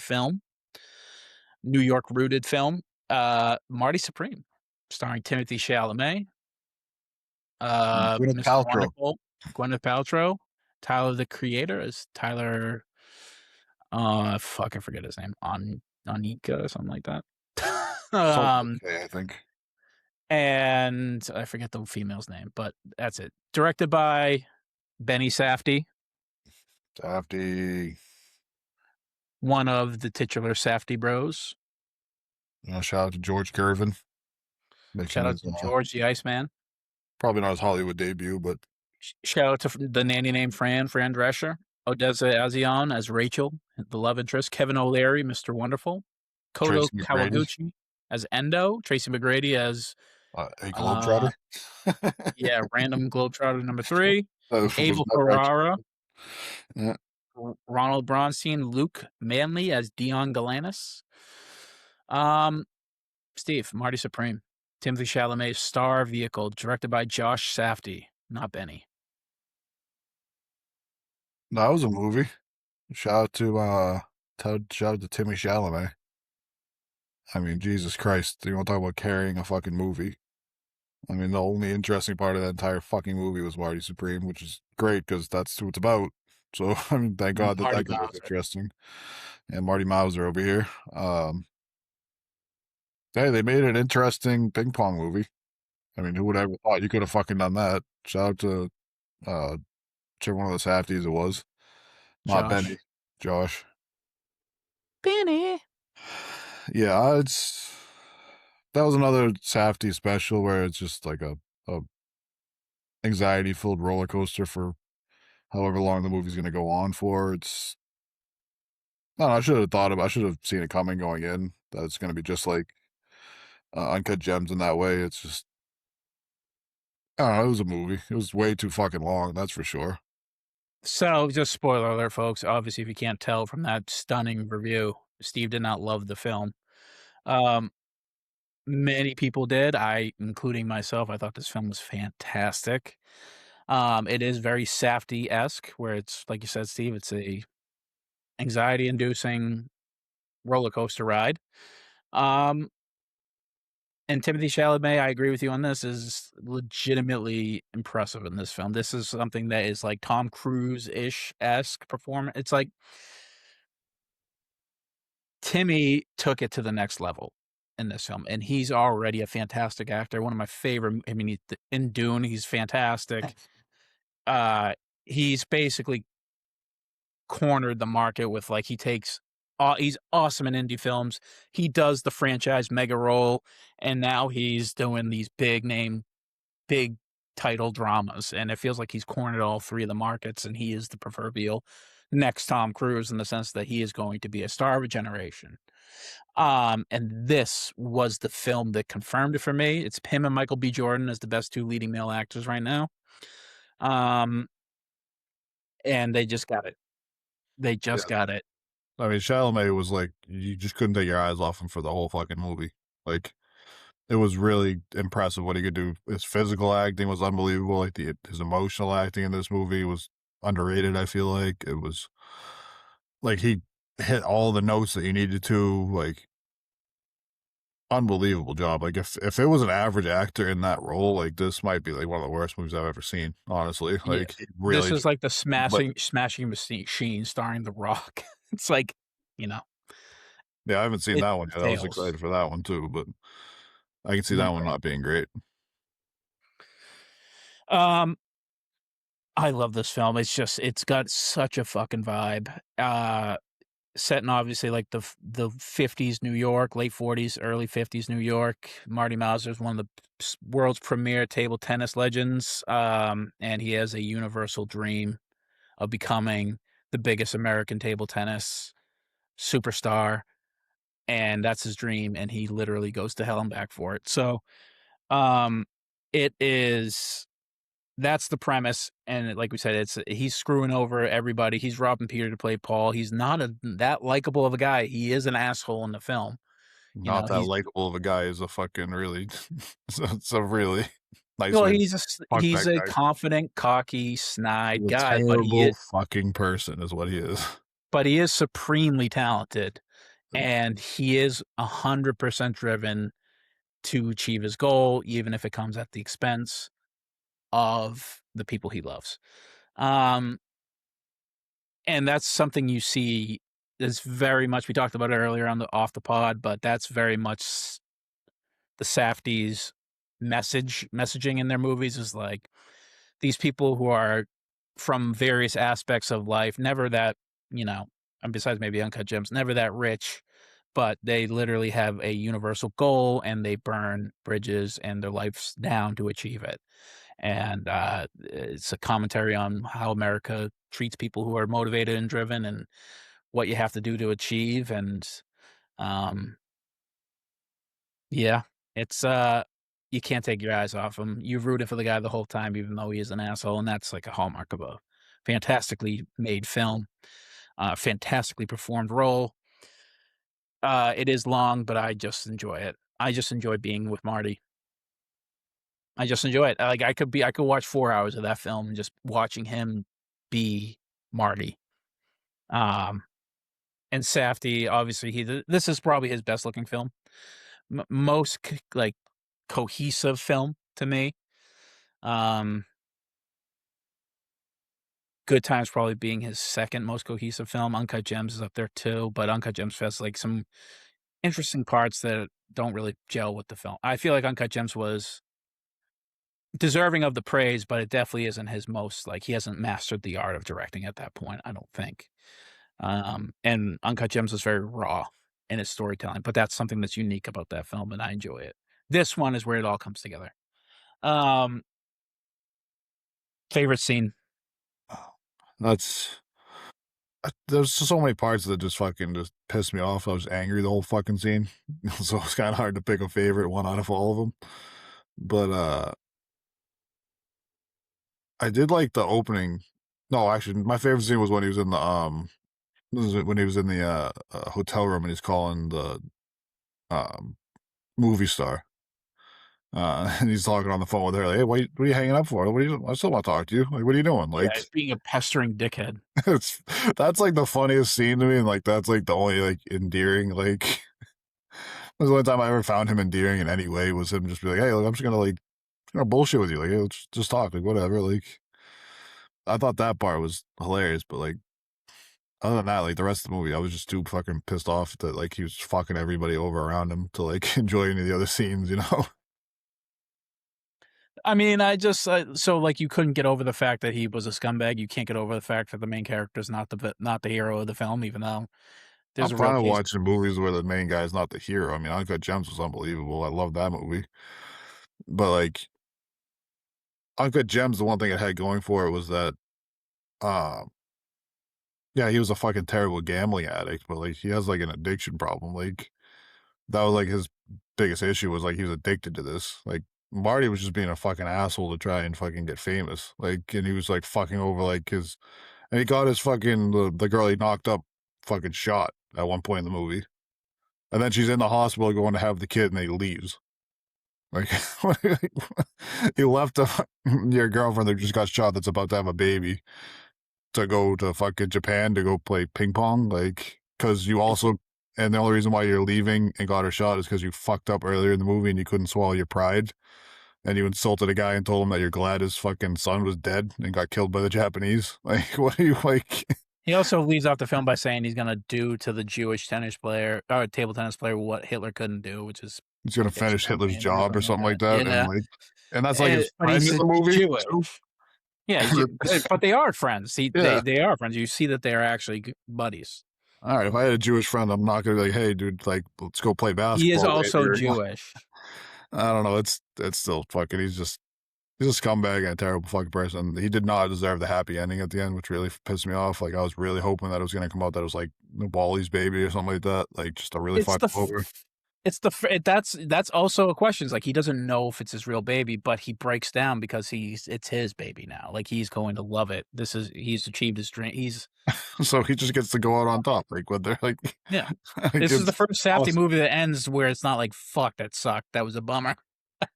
I was hoping for a bummer for him the whole time. I was hoping like, oh, he's gonna get like hit by a bus on his way to like in the hospital or something. Like I don't know, like save this lady from him for the rest of her life because like he's just gonna fuck her over the next time he gets a chance to. But there's nothing about it that you find endearing about Marty Mauser's character. There's nothing about Just him that that you can't. one scene where he's like hitting on the movie star. But even at the end of the day, like he's hitting on his movie star and like he's got this like quasi girlfriend at home that's married that he's also banging on the side. I mean, she is stepping out on her husband with Marty. Like she's not innocent in this thing. No, I didn't say she was gonna see that. They're all fucking terrible people. Like it's like top to bottom, like they're basically all terrible people. But at the same time, like if she's stepping out on her husband to be with you, like maybe you should like commit to that. Like if she's the one taking all the risk and you're just gonna get all the reward and you're not gonna commit to that, like But he loves her. Yeah, well, if you love her, then he comes back and she's pregnant, and he's like, "No, that's not mine." Like, if he loved her, he'd be like, "Oh, It like, might it's not not." be his Well, because your he's still first, focused on his goal. yeah, He's but still your driven first for his goal. instinct, if you loved her, wouldn't be, "Oh, that's not mine." Your first instinct would be like, "Oh my god, like, is that mine? Like, oh, like, are we gonna figure this out? Like, how's this gonna work?" Like, your first instinct shouldn't be like, "Hey, does your fucking husband pull out?" And like yell at her until she cries about her husband pulling out. Like, There's that not should a not part of be. you that would have thought the same thing? After the last time I saw her was 8 months ago, and I come back and she's knocked up like that, like, I'd be like, "Hey, You like, what cannot have you say been with doing?" 100% certainty that is your baby. I wouldn't say for 100% certainty it's my baby, but I would not yell at her until she cried about it. Like, I'd be like, "Hey, like, Yeah. let's get this tested. Like, let's figure this out." I don't know, Steve. Just picture any argument in your own relationship, where like we probably all don't look great when you're arguing with your, always look great or are always correct when we argue with our own chicks. Like we're not, that's not the most unforgivable thing to me about him. Not No, that it's anything, not, but it's he didn't just like, really do anything that's like completely unforgivable. I mean, he did get her tangled up with his gangsters, but he didn't Dodgers. know that would happen that way. He didn't know, he never gauged how, intense these guys were. I mean, You he know, knew that there was some kind of a gangster when he went in the guy's fucking briefcase and there was thousands of dollars sitting there. but he never tried to screw him over in the first place. The situation just kind Didn't of he take developed where he, Yeah, but he took extra money out of the guy's. yeah, It's like, that's so not he screwing him stole from over. that guy. Like, Yeah, then he lost his fucking dog. not really his fault though. Yeah, it is because he decided to hustle the guys at the bar, and then they ran And away. they tracked him down and like started assaulting him and his black buddy. Like, Well, hey, if you're gonna hustle people, guess what the fucking guess what the repercussions are if they find you. Like, also, like, he no, wasn't it's supposed not to getting your go. ass beat. It's never, you can't justify it like that. Yeah, well, like, it's a possibility. I'm not justifying that that's the should be the outcome, but that's definitely a possibility. And also, you weren't For supposed to go sure. to the pool hall or the bowling alley or wherever the fuck they were. You were supposed to go to the vet with the dog that you just left in the back, that you don't know if this dog's got like internal bleeding or is dying in the back of your car or something like that. Like, you just left the dog in the car while you went to that. Like, there was nothing endearing about this fucking guy. I was just hoping he was gonna die the whole time. Like, I was really just I can't hoping see. like he was gonna slip on the ping pong stage and fall off the stage and break his fucking neck in front of those people. Like, that's what I was like hoping for the whole time. I don't know what this says about us. I don't know what this says about me. I don't know what this says about you that you don't feel this way, but like, I don't know. As a person who's achieved moderate success in his life, I mean, for all everything, I'm moving back home. Even, but like, I have gone and become a lawyer. Like, I set out to achieve a goal, and I was one track minded on getting it done, and it definitely came at the expense of myself, Kim, obviously, my relationships with friends, with you guys. It came at the expense of the people around me, including me. Like, it took a toll on me as well. I can get behind that where it's like, nobody's gonna stop me from this. I'm doing this because I wanna do it, and I'm gonna do it. Like, so there's something about that where a guy's so driven that he just won't be stopped. Something Sure. about Michael Jordan is endearing, even though every single story you hear about him is that he's a fucking total dick, Okay, you yeah. know? For sure. For sure. But like, how many people did you assault on your way to becoming a lawyer? One, actually. I That didn't was self assault him, but defense. it was That was self defense. self-defense. Yeah. But maybe I'm not the best guy to ask. Okay, how many Uh, people did you get shot? no, Like, right, but it's how not many really an people interesting did you movie, how though, many if people did you knock up that were married while you're on your way to being a lawyer? Like, I plead the fifth on that one. That's on how my many of your lawyer friends' training. cars did you fucking total that had to use that car to make money to feed their families on your way to being a lawyer? Like, None, I none, but understand the idea of like, hey, nothing's gonna stop me from getting what I want, but like, it shouldn't be at the expense of others. It should be at the expense of yourself. And it was yeah, never but at the whole entire movie. It was never at the expense of himself. it's not an interesting movie, Steve, if he's just rubbing people the wrong way for 2.5 hours. It Something could has be. to happen. It sure could be if you like, but it's Yeah. like I just can't get behind this guy being such an asshole and getting a happy ending at the end. Like, Yeah, but I think Safdie he wants you to feel conflicted. I think that's I what don't he feel wants you to feel conflicted. about I'm the guy. pretty resolute in the fact that this guy probably should have Well, got shot at some point. Like, I I always think should have beat the fucking shit out of him. Like, You weren't happy for him when he beat the Japanese guy. You weren't happy for him even in the slightest. Like, wow, he did it. no, not really, because of how he got there. Wow. You didn't feel any about like, Also, wow, like, he actually achieved what he wanted to do. he beat him in one match, and like he didn't like we saw the table tennis matches in the tournament in the beginning. They're all like best of 3. He beat him in one, so he didn't really even beat him. Like, But he did beat him though. You know, and he showed them, and I think it more of a testament to maybe how well Chalamet acted. But like when he breaks down in tears at when he just collapses. First of all, circling back to the NBA, that's how everybody in NBA in New York probably feels. Like they're like just like they can't contain themselves. They fall to the ground crying tears of like I fucking did it, even though they didn't play the game and all that. But it's I don't know. I think you're in the minority on this one, where you are so resolute that the guy is a total dickhead, irredeemable. This film kind of just thinks it's a 2.5 hour ride of stinkery of this guy. I think how Safdie intended it is that, yeah, great people often do not care about the people around them. They which I'm achieve. fine with. I'm fine with you not caring about the people around you, but if you're achieving your greatness based off of their downfall and using them as stepping stones, basically, with there was no repercussion for him for like the entire movie. Like the only repercussion he ever got in the entire movie was when Kevin O'Leary spanked him with a fucking paddle. Like that was the only like bad thing that happened to him in the entire fucking movie. I mean, his girlfriend did get shot. His girlfriend got shot. He didn't get shot. His girlfriend No, got but his shot. girlfriend got shot. That's pretty bad. That's like I said to worse. him, like nothing That is, bad. he loves her, Steve. He loves her. That's why he's going to be the If father if to she his. loved her, He doesn't even if he know if loved, it's his kid. yeah, well, if he loved her, then he would have fucking stopped doing what he was doing and fucking stayed with her when she was pregnant. Like, He didn't love her more than he loved his own dream. hey, look, you're not refuting my point that nothing bad happened to this guy the entire movie, and everything bad happened to everybody around him. Well, I think to say nothing bad happened to him is, unless there's a Marty Supreme 2, we'll never know about it. But last we left off with him and Tyler the Creator, they're not tight. Yeah, because Tyler's creator saw him when he was leaving with the gangster. He's like, hey, where you going, Marty? Come over here. I want to talk to you or whatever. Like, and he was happy to see him. Like, he wasn't like mad about it. But then Marty gave him a look like, oh shit, like, yo, I gotta go. Like, I gotta go deal with this. Yeah, well, I mean, they didn't amend the problem they had before that within the taxi cab. Oh, they were going to. I mean, if that's like the worst thing that happened, Presumably. and if that's the worst thing that happened to this fucking guy was that he lost a friend after he totaled his cab, and then he still came out as like the quote unquote champion after all this, and has like a baby now that he gets to take care of. Like, I don't feel bad for you at all. Like, you're a terrible person. Like, there was 0 bad things that happened to this guy the entire fucking movie.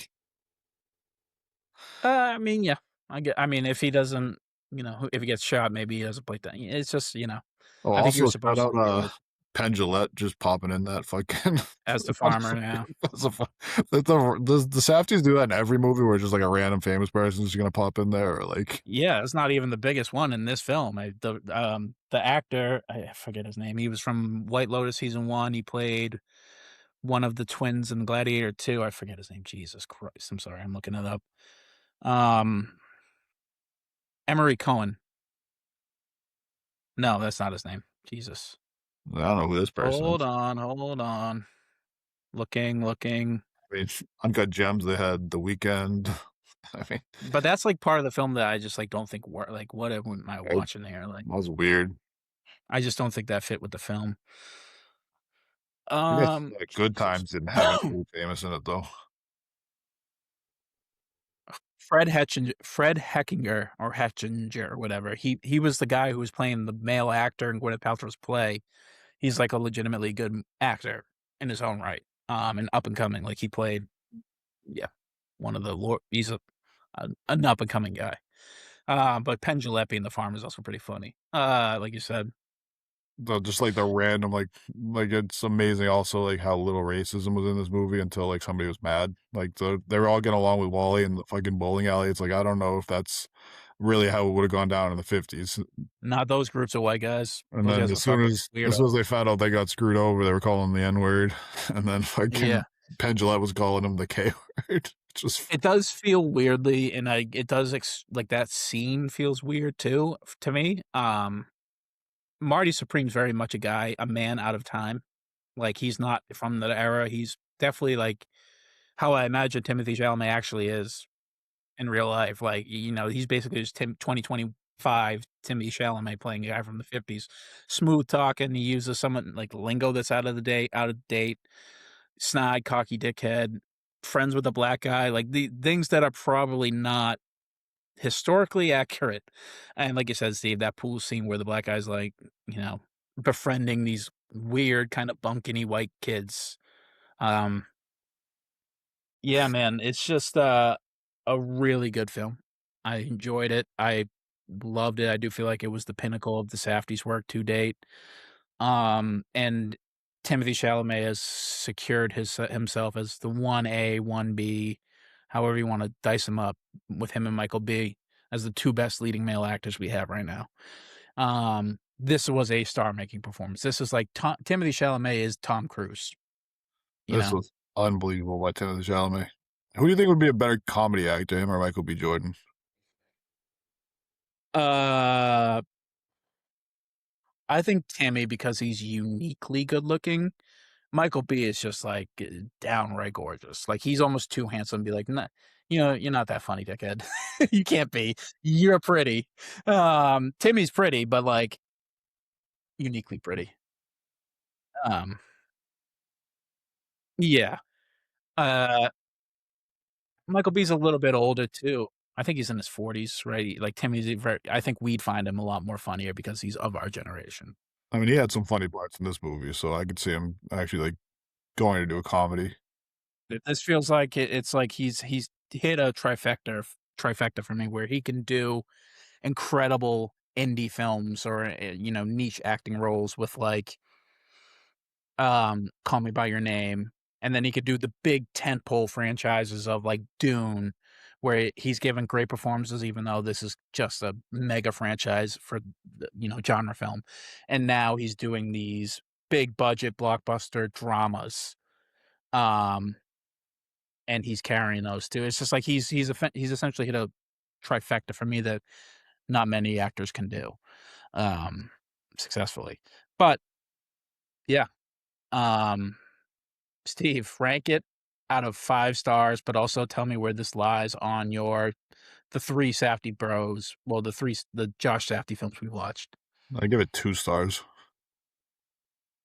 2 Uh, out of 5. Holy shit. I mean, come on. You're knocking it as a film now. Like, the production is exquisite in this film. yeah, the production is exquisite. I love the Safdie brothers love using that synth, like, The sound. soundtrack is fucking I awesome. love that. Like, it's like you It's a said, compelling it's very story. the story goes and goes and goes, and it's very, like you said, it's not, like, broken up the way, like, Uncut Gems kinda is, like, where it's kinda, like, everything kinda rolls into the next thing, but and Timothée Chalamet was amazing, and that's the only reason why I give it 2 stars. You weren't interested in, like, I mean, the characters are fleshed out characters, like, Tyler, the Creator's character is unique, Yeah, but like you you said, know? he's like a side character, he's in there for, like, 5 minutes. Yeah, I mean, the movie's I not mean, like, about him. you get the actress that he's banging, like, yeah, the actress that's, like, rich and has a rich husband so that he can Sounds real. support all her shit, but she's bored, so she's just fucking around. Like, yeah, that's I not love her unique. character in this film. She does a good job, but I mean, it's just not like it's not a compelling character in my eyes. It's I the mean, the fact relationship. that it's based off of a real character, like a real life person that went through this, like, where she was big in a Yeah, I mean, different look, genre of there's film. tons of stuff that's based off of real life people that's just not good. Like, I don't know. What do you want me to tell you on that one? Like I thought that her and Chalamet together were unbelievable. I think Chalamet like really carried a lot of those scenes and like really set her up. But uh, like what, like Kevin O'Leary's character is supposed to like interest me? Like, all right, He's weirdly one of the best characters in the film. he's the most boring character in the film, I think, until he spanks him. That was funny. No, That was like the he's only bad thing uniquely that good. happened in the entire fucking movie too, which was another irritating thing. You Uh, just don't like the story and you're gonna knock it, no, like because, I already said, everything you say I disagree with. well, that's because that's my opinion and that's your opinion. Like, do you like pineapple on pizza? Yeah, but more people tend to align with what I'm saying than what you're saying. You're giving it 2 stars, but you're saying Paltrow's performance is like, whatever. I couldn't disagree more. I It's think it's good. Kevin O'Leary is not even an actor, and he's great in this film. He's all right. He I plays didn't a see it that dickhead way. well. He's Good. not even acting that much. He's basically himself. It's because yeah. That's what's so, like, good about it, is that he's, Yeah. like, just him, and everybody else is almost like a non-actor, you know? Like, they're real life people. This movie feels real. Yeah, I mean, I agree with all those things, but I mean, it's just I just wasn't really intrigued by any of the characters. They weren't really nobody's performance stood out the way Chalamet's did in this movie.